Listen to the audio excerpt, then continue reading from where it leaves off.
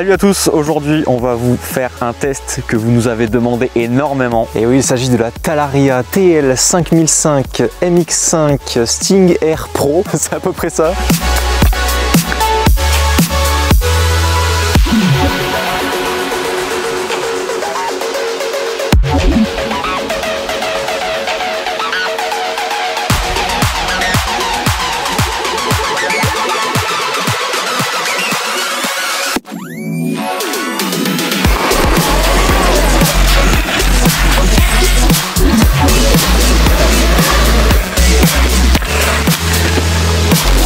Wow.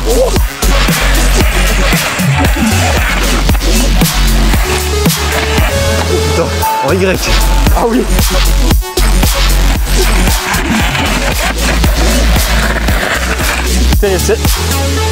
Oh, le calpi m'a accroché ce matin.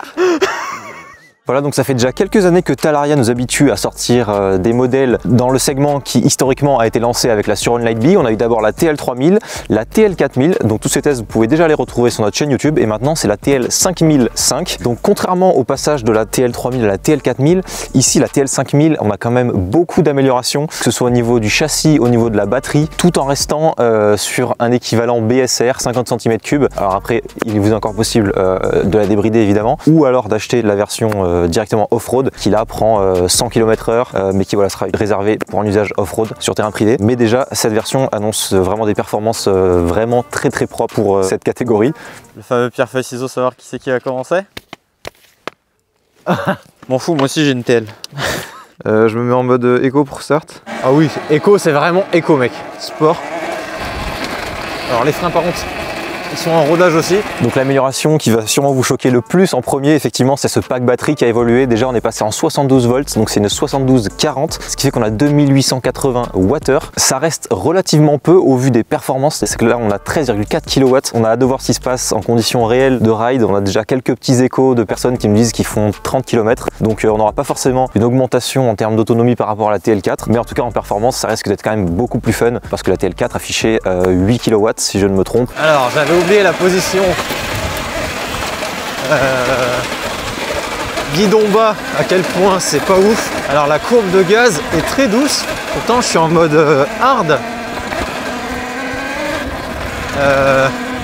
Vraiment je suis poigné dans l'angle et ok bon ça se passe mais c'est quand même assez smooth. Je pense que c'est le poids. Ouais, hard parce que sinon ça se traîne. Comme le cadre n'a pas changé mais que la batterie est beaucoup plus grosse, du coup on a une évolution au niveau du capot. Ce capot vient changer la ligne de la moto effectivement. Ça plaira à certains, ça ne plaira pas forcément à d'autres. Mais ils en ont profité pour revoir le capot avec quelque chose qui était quand même vraiment relou sur tous ces modèles, que ce soit la Lightbee etc. avec ce capot qui tire à moitié, qu'on est obligé de tenir pour tirer la batterie etc. Là au moins on n'est pas emmerdé, on peut virer complètement le capot quand on enlève la batterie. Donc ça c'est vraiment un bon point. Par contre comme vous pouvez le voir sur les images, la batterie est vraiment beaucoup plus grosse. Alors donc on a en comparaison la batterie de la TL4 d'origine, et pour avoir une idée, ça c'est une batterie qu'on a sur notre site, c'est une 72 volts 50 ampères, donc voilà c'est à peu près ce qui se fait de mieux sur le 72-50 dans des batteries custom en termes de taille. Donc vous voyez qu'il y a quand même effectivement une grosse différence, mais malgré tout il y a quand même des batteries pas que custom qui arrivent avec des dimensions vraiment très acceptables et qui sont aussi en 72 volts et qui ont des tailles quand même un peu plus contenues. Donc on va voir en riding si ce capot gêne, parce que jusqu'à présent on pouvait quand même un petit peu s'avancer. Là je crois qu'on va vite avoir un stop quand même. Ok bon, je fais que la TL4000, on va voir si j'arrive sur le petit Joe.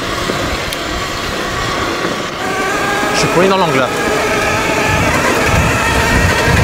Ah ouais, ça marche plus quand même. Hein. Ah ouais, elle marche un peu mieux, ouais. Mais putain, pour la lever, 13 kW, genre nous, notre Lightbee Custom, putain, rien qu'à 10 kW, tu la lèves un peu mieux, j'ai l'impression. En fait, là, on sent vraiment le poids. Ouais, elle reste pas en l'air tellement elle est lourde. C'est normal, hein, la fourche est quand même beaucoup plus fat.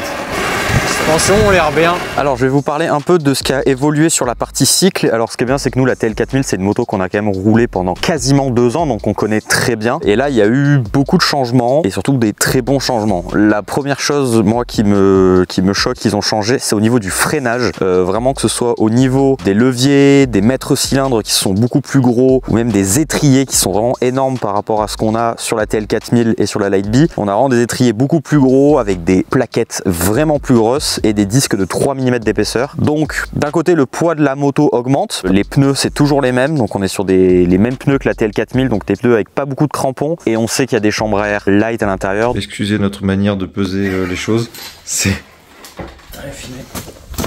133,4 sans batterie, et donc la batterie pèse. Elle pèse 16 kg la batterie. 71 moins, tu dis combien? 133,4. 78,4. L'instrument. Si on passe sur une route 16, ce qui va être vivement conseillé, surtout maintenant avec la puissance, voilà, on va passer les 80 kg, donc c'est très lourd pour une moto de ce gabarit. Voilà, j'ai sorti. Ça monte. Ah ouais, moi là, non, je pense pas que. Enfin, je sais pas. Ah, les crampons d'origine, par contre, ça m'a pas manqué. Tu m'étonnes. Là, ça va être compliqué. Par contre, les cale-pieds, vraiment bien. Ouais, bah ils ont l'air. Hein. J'arrive pas à savoir si je suis en écho et que où c'est que ça marche comme ça de base. Moi, je pense que c'est qu'on a oublié 8 kW ce que c'était. Hein. Ouais, c'est vrai. Oh merde. Oh. La lourdeur. La lourdeur et l'absence de crampons. Oh putain. Donc d'un côté, tant mieux qu'ils aient augmenté certaines tailles de composants comme les freins. Donc la fourche, on voit qu'il y a eu des améliorations. Donc là, on est sur une fourche à double ressort et double chambre d'air. Alors ça, à voir sur le terrain, mais moi je sais d'expérience que les fourches ressort air, c'est pas ce qu'il y a de mieux. J'aurais préféré voir quelque chose comme sur une Fast Ace avec un seul ressort et une partie hydraulique, ou alors comme sur la Ultra B avec seulement 2 ressorts, et ça fonctionne très bien. Généralement, la présence d'air, c'est quand même pas source de fiabilité. Surtout qu'on l'a vu sur la TL4000, les suspensions étaient vraiment pas fiable, que ce soit la fourche ou l'amortisseur. Mais en tout cas, double ressort, donc je pense qu'elle va bien encaisser, surtout qu'on a 2 molettes de pré-contrainte, donc pour régler la dureté du ressort, et du coup une molette de compression et une molette de rebond. Sur le groupe, il y a un gars qui disait quand même qu'il fallait checker la pression de la fourche d'origine parce qu'il n'y avait pas beaucoup de pression, donc... Bah je confirme. Quoi, il y a quoi? 0. Non. Ouais, bah après faut toujours faire un check-up. Modeco mode sport, ça sert à rien du tout. Ah ouais. Ça dépend encore, mais je sais, faut que je le vois. Ouais, bah écoute, vas-y. Hein. Et du coup, tu le sens déjà à ce point-là, le poids? Oui. Bon, le mix pneus d'origine aussi pourri, ça aide pas. En vrai, je trouve ça honteux de toujours mettre des pneus comme ça. Hein. Avant, il y avait le doute de ouais, c'est des motos urbaines. Non, là, c'est plus une moto urbaine, faut arrêter. Mettez-nous des vrais pneus, quoi. Encore quand c'était la Light B, t'es tellement léger que bon, t'arrives à compenser. Mais là, t'as vu, si je suis à l'arrêt dans du raid, tout de suite, comment c'est l'enfer. Ouais, puis attention hein, de perdre l'avant. Hein. Quand je me traîne la bite, moi, derrière. Ah ouais. Je pense effectivement, on a vraiment oublié. Ouais, je pense que c'était ça en fait. Donc en fait, c'est pas. Ouais, voilà. Prenez conscience que voilà, nous, on a l'habitude de rouler des trucs qui arrachent à 15 kW, etc. Donc là, ça en fait 13. Donc on est peut-être pas très. On est peut-être plus trop lucide sur le sujet de la puissance. En vrai, non, ça marche. J'abuse. Ouais, c'est bien. Mais du coup, voilà, le poids amène une certaine stabilité. Ah oui, on était passé là, c'est vrai. Non, ça grimpe bien, ça va. Ah, la fourche, c'est bien. Hein. Attends, arrivé en haut, on va switcher, comme ça je regarderai les... Oh là là. La poignée est... Ouais, le feeling, ça a l'air J'ai l'impression mieux que la TL4000.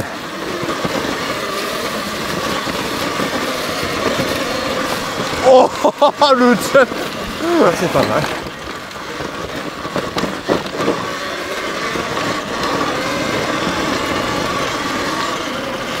Au niveau du poste de pilotage, il n'y a rien qui a été changé, c'est très similaire à ce qu'on trouvait sur la TL4000. Ce que je trouve dommage, c'est que sur la version off-road, on avait vu qu'il y avait une gâchette régène qui n'est pas disponible sur ce modèle, donc c'est peut-être une option, mais je trouve ça dommage parce que ça coûte pas très cher et c'est vraiment un must-have à avoir sur sa moto, surtout sur une élec en plus. Je me suis souvenu ce que c'est qu'une bécane d'origine et je pense que je vais m'en rendre compte en roulant la TL4. T'attends, t'as l'impression d'avoir un traction control continu. Mais t'attends pas, je veux dire, à ce que ça soit comme une light ou ça fait... Ah oui, non, j'attendais, je me doute. Bah moi je m'y attendais quand même avec un pneu d'origine, tu vois. Ah ouais? Ouais. C'est peut-être encore un autre truc, quoi. Vraiment, faut pas s'attendre à une Light B, mais si le mec a peur d'une Ultra... Ouais, en fait c'est ça, exactement ça. Y a pas de Z-zone, hein? C'est direct. Oui, comme la TL4 un peu. Ah oui, le guidon plat. Il n'y a pas de frein. Ah oui, je suis pas du tout à l'aise en descente. J'ai l'impression que je vais plonger de l'avant. Oui. Plus la non-confiance dans les pneus. Ok, alors cette fourche.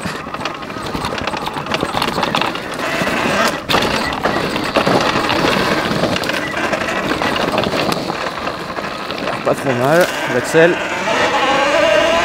Ouais, ça marche quand même. Non mais ça c'est une TL. Je crois que on est en sport hein, effectivement sur la TL4.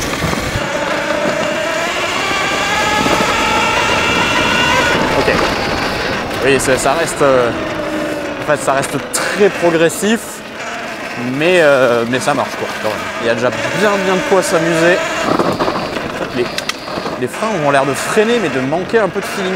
Concernant l'amortisseur, donc ça on est sur le même amortisseur que sur la TL4000. Visuellement il n'y a pas l'air d'y avoir de changement, mais j'espère quand même qu'il y en a parce que comme dit il était pas incroyable et j'espère qu'il y a peut-être des changements en interne. Le poids, tu sens quelque chose? Difficile à dire pour l'instant le poids. Là, franchement ça a l'air de bien...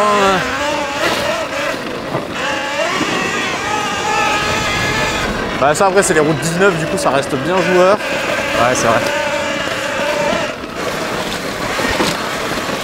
Suspension en vrai ça a l'air vraiment bien. Mais ouais la poignée de gaz j'ai l'impression de retrouver un peu ce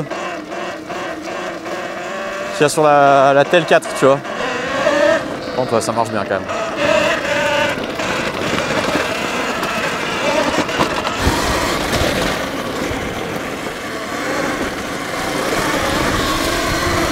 J'avais oublié ce feeling sur la TL4000 où t'es poignard langue partout. C'est drôle quand même. Le rythme c'est similaire entre les deux quand on roule. Ça bah dans du sinueux comme ça c'est comme toutes les motos qu'on essaye.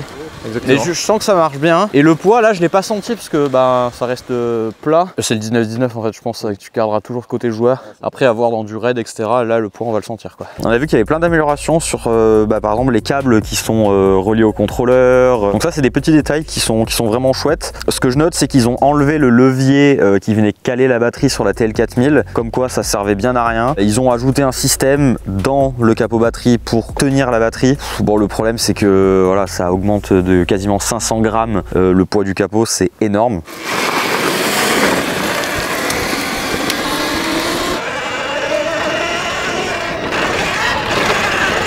Ah oh putain. Les pneus d'origine. Et moi c'était les freins. Donc de toute façon il n'y avait personne. Chacun a son problème. Faut faire gaffe quand même à 2-3 virages. Ouais grave. Ne pas oublier qu'on n'a pas les pneus. L'un des gros changements a été au niveau du moteur et de la boîte. Donc il faut savoir que la TL4000 pareil, la boîte qui pouvait se mettre de travers, péter. Là ils ont vraiment grossi la chose, plus renforcé, ça sera plus rigide, ça devrait plus bouger. Et le moteur en plus où on voit donc les ailettes de refroidissement, on voit qu'il est plus imposant. Je suis très curieux parce que moi c'était un des reproches que je faisais à la TL4000, c'est qu'il manquait beaucoup de couple. On verra ce qu'il donne. On n'a pas les caractéristiques techniques vraiment du moteur en termes de KV etc. Mais on le sentira vite de toute façon au riding. Hop, klaxon. Chaque moto, oh, putain, chaque test aura son oups klaxon.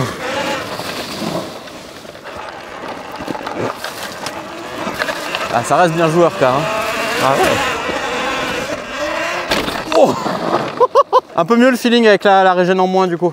Ah ouais ok. Là quand c'est raid, tu sens quand même plus la diff de puissance. Hein. Ouais c'est clair. Limite le test que j'ai envie de faire c'est Ultra Beat 2025 versus Tel 5005 tu vois. Ah c'est vrai.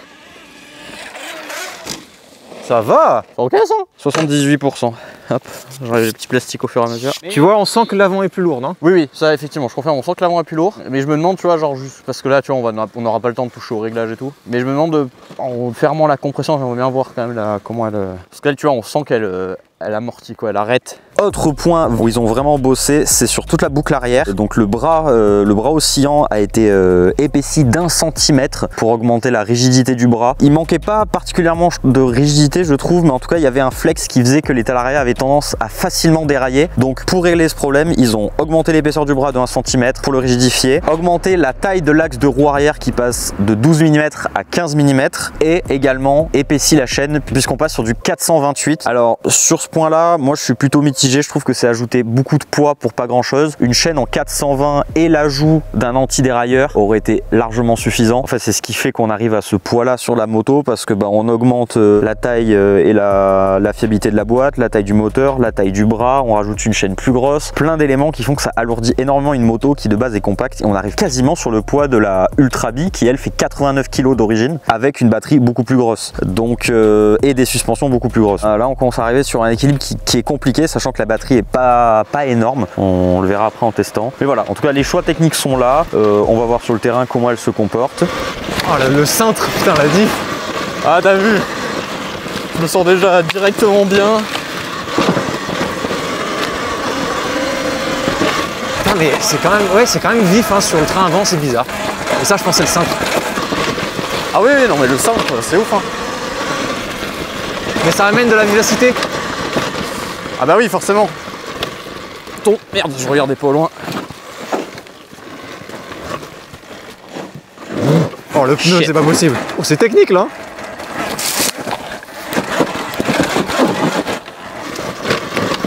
Oh, oh la vache, la roue avant qui s'est tankée. J'ai vu la face, ça m'a niqué la nuque. Talonné. Ah ouais. Donc du coup comme je le disais, ils ont ajouté un anti-dérailleur, ça c'est très bien et en plus ils y ont pensé mais l'anti-dérailleur est réglable pour pouvoir s'adapter à un changement de couronne. Donc là on est sur une couronne de 48, si on va pas, souvent on passe sur des couronnes un peu plus grandes pour avoir plus de couple, du coup bah, ça permet de pouvoir conserver son anti-dérailleur. Tension de chaîne, ça dit quoi?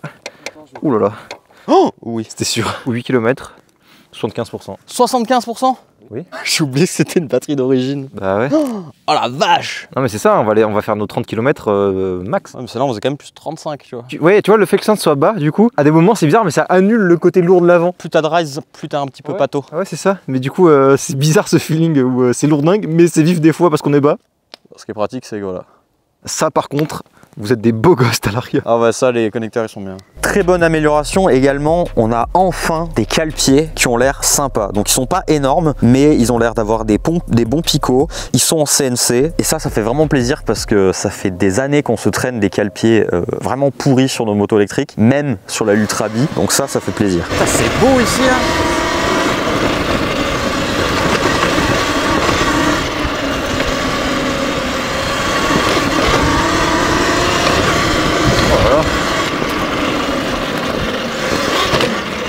Oh la vache.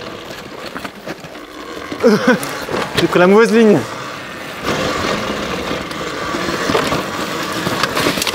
Oh. Eh ben heureusement que j'avais une botte. Oh c'est pas ma journée je crois. J'ai pris un coup dans l'avant et... Oh. Ah je le sens dans mon pied. Le cale-pied aussi mon gars, il a une trace de bois là. Oh la vache. Oh les mecs qui roulent sans botte, je sais pas comment vous faites hein. Oh. Ça j'aime bien. Oh putain il est... Quoi?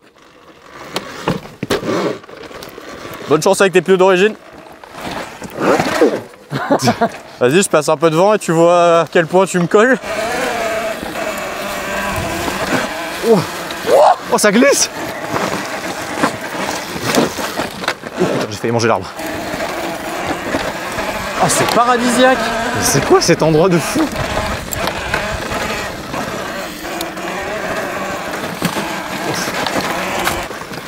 Oh le cintre à chaque fois. Ah oui, là j'ai voulu la faire jumper, j'ai senti le poids.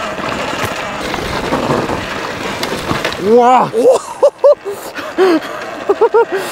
Alors c'est une très bonne mise à jour, mais j'ai l'impression que j'avais été plus... Alors après, ouais, on a beaucoup d'expérience en plus sur des motos plus puissantes, mais j'ai l'impression d'avoir été plus choqué du passage de la TL3 à la TL4, de la 4 à 5. Alors pourtant, on l'a vu, la puissance, elle est... Ah, puis en plus, on roulait déjà nos Light Bee avec 15 kW, tu vois. Ouais. Donc c'est pour ça que ça m'étonne aussi. Mais je pense que c'est à cause du poids. Alors là, je t'ai vu sautiller un peu la mettre de travers. Mais moi, quand je l'ai fait, ça me paraissait pas naturel de le faire parce que je sentais qu'elle avait pas envie, tu vois. Qu'il fallait l'amener.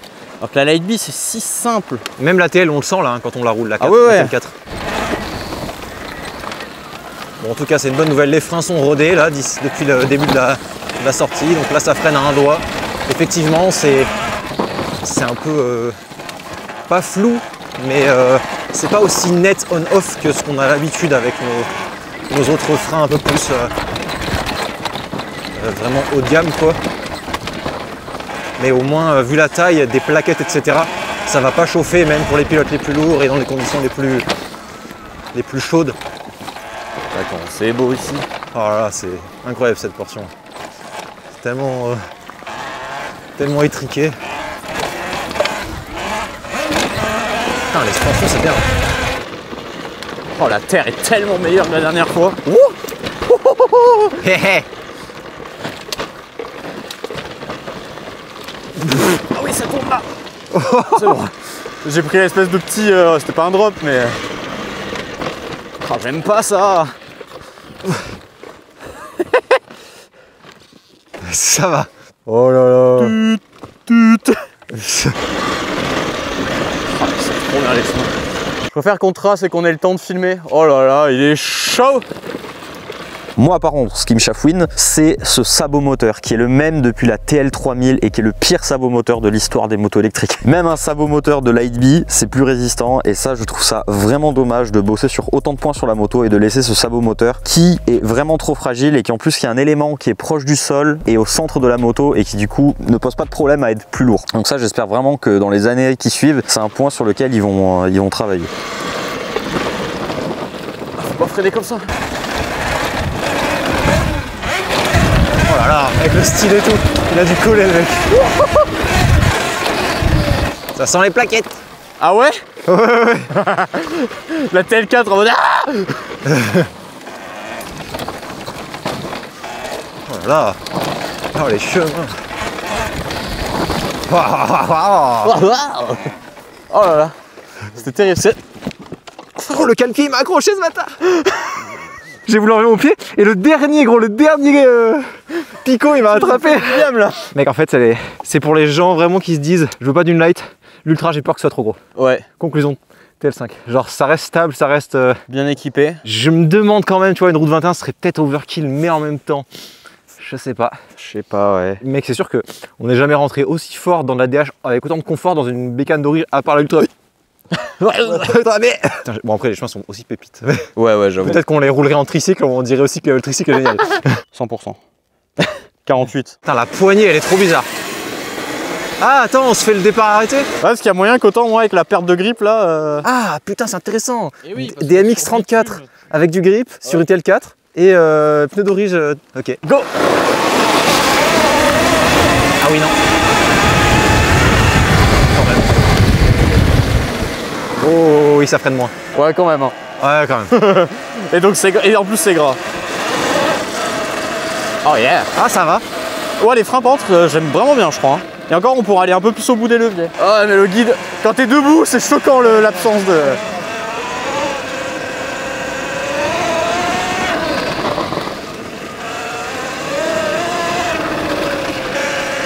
Ça, jusqu'à maintenant, on était calme. Bon, faut pas que j'oublie que j'ai un pneu avant d'origine.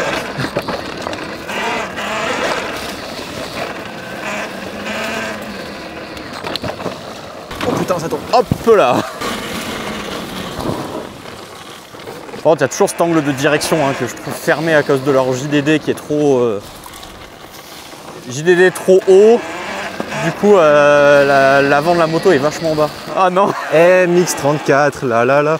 Oh, qu'il est. Non frérot, je suis bloqué. Attends, mais c'est... Ah non, c'est pas... Je me suis dit, ah non, peut-être le pneu, il tourne dans le... Non, il est plein de boue. Oh là là, l'enfer.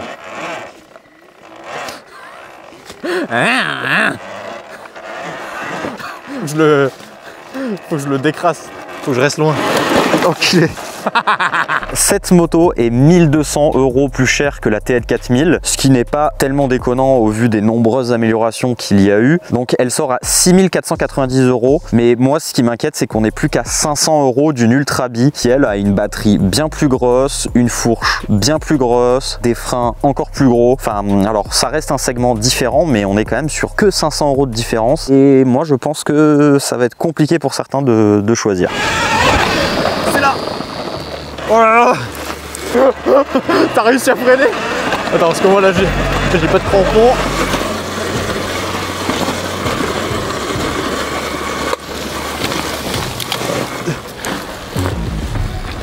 Incroyable.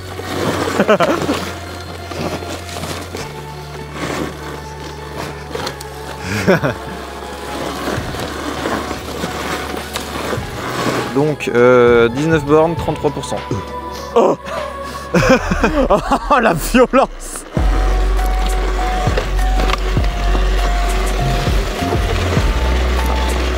Oh le guidon ouais. Par contre vraiment je me dis il faut qu'ils mettent une route 18 hein. Parce que ça veut dire route 18 tu peux directement foutre un bon pneu.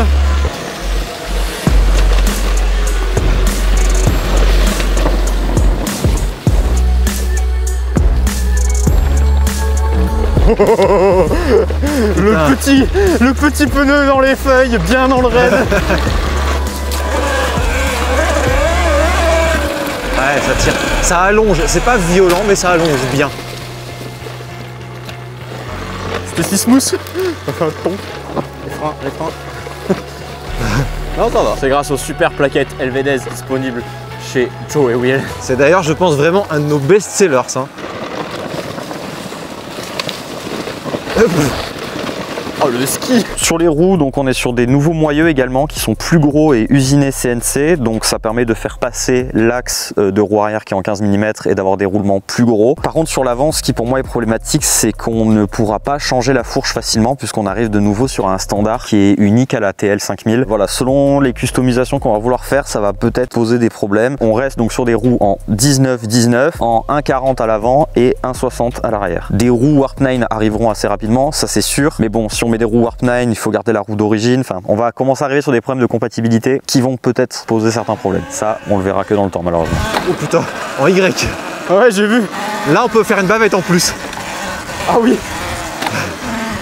Alors, cette Talaria 5000, toi t'as dit que tu savais pas trop quoi dire en conclusion. Bah ouais, du coup ça rejoint peut-être ton feeling qui est que c'était bien, mais il n'y a rien qui m'a marqué non plus. Enfin... Ouais, en fait pour moi il n'y avait rien de transcendant. On a fait une bonne sortie, c'était cool, on a bien kiffé, mais la moto nous a pas transcendé. C'est une bonne moto, c'est une bonne évolution parce que c'est une moto qui existait déjà. Et Talaria a fait le choix en fait pour fiabiliser, d'alourdir les composants et du coup la moto est alourdie. Et en fait pour nous, on s'éloigne de la mentalité des motos de ce gabarit. On a vu sur les groupes des gens qui nous disent oui mais votre Light B elle est upgrade, elle est lourde aussi. Oui mais notre Light B en 1916 montée tout haut de gamme avec un moteur différent, une batterie 72 volts 50 ampères et un bras maintenant elle est à 70 kg tout pile. Et là on est sur une moto de 78 kg en 19-19 avec des chambres pourries, des pneus pourris. Donc on va arriver à 82-83 kg avec une roue de 16. Du coup c'est vraiment pas la mentalité qu'on a de ces motos. Donc attends, c'est 20 kg de plus encore pour un gabarit similaire. Je pense que aussi le manque d'inspi vient du fait qu'on commence à en avoir essayé pas mal dans cette gamme de poids en allant de la Light B à la Ultra B, tu vois. Oui, je sais bien. Je pense que pour être vraiment marqué, il va falloir vraiment un truc qui change, soit genre un truc très léger, très puissant. Par exemple, la dernière Re-Rod, je crois qu'elle est en 72-50 avec 25 kW d'origine. Bah là, autant tu vois, on aurait kiffé, on aurait dit ouais, c'est puissant, ok, machin. Alors que là, on est sur une moto qui est puissante mais pas ouf non plus, une autonomie qui est pas incroyable quand on compare à la TL4000 qui elle est rentrée avec 40% alors que l'autre a été quasi vide, donc on est sur une autonomie de 30 km. Donc 24 km, 23%. Bah après ça c'est nous. Donc voilà, c'est une bonne moto mais qui va devoir quand même demander encore des améliorations. Voilà, en fait c'est ça le problème de fond. On serait plus marqué par une moto qui arrive sans besoin. Alors pour mettre dans le contexte, mais il y aura quand même beaucoup de gens qui, à part mettre des pneus dans la oui, je vois ce que tu veux dire. Tu vois. Bah une roue quand même. Hein, parce que... Garder en tête le poids. Je pense que c'est la seule chose sur cette moto qui est vraiment à prendre en compte, en considération quand tu veux t'acheter une moto légère. La même moto avec une 72-50 et 16-18 kW, on aurait vraiment kiffé. Oui, ouais, je comprends pourquoi. Parce que là j'avais quand même cette sensation de me balader sur une moto entre guillemets d'origine. Parce que oui, elle est plus puissante, mais on voyait la TL4000 derrière, elle était pas non plus. Enfin voilà, oui, effectivement, dès que ça grimpait, tu sentais que là c'était beaucoup plus vif et tout. Mais pour moi, ça, en fait, pour le poids, ça manque encore de puissance et surtout la batterie qui maintenant, surtout vu la taille qu'elle fait. En fait, dans ma tête, je sais pas pourquoi, mais la Ultra B poussait plus fort. Parce que le couple est différent. C'est ce que j'avais dit au début de vidéo. Pour moi, les moteurs sur Run sont plus coupleux, plus nerveux, j'ai l'impression. Le moteur d'origine de la Light B avec une batterie et un contrôle, ça avait plus de punch au même nombre de kilowatts que la TL4000. En fait, pour moi, la TL a une mauvaise démultiplication. Elle prend trop de vitesse, genre ça sert à rien, tu vois. Je pense que le moteur joue quand même parce que quand sur la TL4000, quand on avait essayé d'origine 54, tu vois, il y avait toujours un problème. Non mais là d'origine, je veux dire, là tel quel. Ah oui, oui, je vois ce que tu veux dire. Tu vois, elle prenait vraiment de la longe, tu vois, ça mettait assez longtemps à aller en VMAX. Oui, je vois ce que tu veux dire. Et tu vois, ça mériterait d'avoir largement 10 km/h de vitesse max en moins et quand même gagner vraiment, tu vois, en punch. J'ai eu l'impression de piloter plusieurs motos différentes au cours de la balade. Il y a des moments ça me semblait maniable, des moments ça me semblait lourdingue, des moments ça me semblait avoir des watts, des moments ça me semblait pas avoir de watts. Tu vois, c'est trop bizarre. Je vois ce que tu veux dire. C'est trop bizarre. Cette espèce d'entre-deux. Un entre-deux, ça reste une bonne moto franchement, mais voilà, c'est cet aspect prix moi où. Et poids, enfin un poids, moi ça m'embête. Sur une moto de ce gabarit. En vrai, moi, je peux vraiment comprendre un mec qui veut pas d'une Ultra Ah oui, non, non, totalement. et qui veut pas se faire chier à modifier même une TL4. Oui, non, totalement. Là, tu vois, en vrai, il mettra des pneus et c'est terminé, bonsoir. Mais par contre, c'est vrai que l'autonomie. Ouais, mais comme dit, du coup, à voir les autres marques qui vont arriver avec du fastest d'origine, qui reste léger, qui reste avec plus grosse batterie. Mais par contre, pour ceux qui auront du coup la TL5, vous allez vous régaler quand on va sortir des batteries custom. Ah, parce que là, il y a de la place. Parce qu'il y a de la place. Le 100 à 60, Et là, 60 là. Voilà, moi, quitte à avoir du poids, du coup, par contre, vous aurez là l'autonomie et ça va être sympa. Il y a moyen sans changer contrôle. Oui. Donc, Totalement. Donc ça va être intéressant en fait pour quelqu'un qui veut une machine d'enduro assez balade. Non, parce que. Je repense à ce que j'ai dit, je pense pas qu'une 72-60 ça passe, mais une 72-55 en tout cas sans Reos, du coup ça passe, je pense. T'es sûr que ça passe pas? Je sais pas, parce qu'une 72-50 ça rentre tout pile dans le compartiment d'origine de la TL4000, donc 72-60 ça va ajouter vraiment beaucoup. Je sais pas, hein. Ça monte vraiment haut. Hein. Faudrait voir. Ouais, je sais pas. Ça fait que voilà, tu rajoutes quand même un sacré billet, mais là putain t'as une autonomie et des chevaux sympa. Hein. Oui, non, c'est clair. Sans avoir du coup, parce que vu que les composants sont déjà assez équipés pour encaisser une moto lourde. Oui, parce que les suspensions, moi vraiment les suspensions et le freinage m'ont vraiment agréablement surpris. Donc tu vois, contrairement à une Light ou une TL4 où quand tu mets une grosse batterie et des chevaux, tout de suite le reste du châssis suit pas. Là pour le coup, tu mets juste une batterie et en vrai je pense que t'es tranquille hein, avec des pneus. Oui, clairement. Donc ouais, c'est le scénar, je pense, le plus adapté à la TL5. Bonne moto, mais manque un peu d'autonomie, manque un peu de puissance, chevaux pour le poids qu'elle fait. J'allais dire c'est bien de communiquer sur les chevaux. Oui, maintenant elle fait 13 kW, oui, mais bon. Un ressenti réel. Rapport de puissance, en fait, tu changes rien vu que tu montes le poids aussi quoi. Bah, il y a quand même plus de puissance, mais bon, c'est pas non plus transcendant. Mais en feeling, tu vois, on veut. Oui. Enfin, ce qui est drôle, nous, sur la Light B, c'est pas d'avoir de la longe à l'infini, genre, c'est d'avoir le nez qui fait bap et enfin, tu vois, c'est super actif. Le poids qui va sauter partout quoi. Donc, bah, voilà, encore une fois, nous, c'est notre manière de rouler, c'est ce qu'on kiffe, tu vois. Mais les gens qui juste veulent promener et tout, et là où le poids, du coup, amènera souplesse et le confort global, bah là, ce sera 1000 fois mieux, quoi. Il y a plein de gens où pour eux, le Light B, c'est trop, tu vois. C'est encore une autre moto, tu vois. C'est ça que je retiens, c'est que je m'attendais à me dire, est-ce que c'est une TL4 modifiée ou est-ce que c'est une Ultra B? Bah non, ils ont encore trouvé un segment entre les deux, tu vois. Donc c'est ouf. En vrai, on s'était dit, nous, les motos électriques légères, il va y avoir la Light B et globalement des copies de la Light B. Mais non, en fait, ils dessinent quand même des sous-gammes. Mais du coup, putain, ça c'est toujours inégalé. Quand est-ce qu'on trouve une putain de Light qui fait pas plus de 70 kg avec des chevaux et tout, sachant qu'il y a déjà Torque qui est sur le sujet, de la MX5, effectivement, ils ont. Ah bah il y a déjà la mise à jour qui arrive. On a les stats dessus, combien ça nous leur permet de tirer. En tout cas, vu que c'est des 5, parce que c'est des cellules 50S dedans, dans la batterie. Ah ouais. Ah oui, par contre, c'est des cellules 50S, donc il y a moyen qu'avec un contrôle, par contre, là tu tires 18 direct. Par contre, la batterie, gros, tu fais 15 bornes. Oui, bon, après, on va pas tout avoir. Du coup, voilà, merci encore à Thomas de chez Mobishop qui nous a amené la bécane. Putain, ouais, il a fait 4 heures, 5 heures de route pour la journée, juste qu'on la roule. Il est même pas venu rouler avec nous, le gars. Hein. Du coup, la prochaine fois, c'est la revanche. On vient chez toi pour essayer la Starkvarg X, les gars. Trop hâte. Vous êtes dans le 58 sur Nevers plus précisément. Écoutez, chez lui, vous pouvez trouver un peu tout, donc notamment cette fameuse TL5. Je pense qu'il a aussi la TL4, du Suron, voilà, Ultra B. Bon, il est aussi revendeur Starkvarg, donc vous pouvez vous régaler. Si magasin très complet. De mobilité électrique au sens large. Et vous serez accueilli par un gars en or en plus. Bisous mon Thomas, on t'aime. Merci d'avoir suivi cette vidéo. Et on se retrouve dans un prochain test ou un prochain ride. Abonnez-vous. Ciao.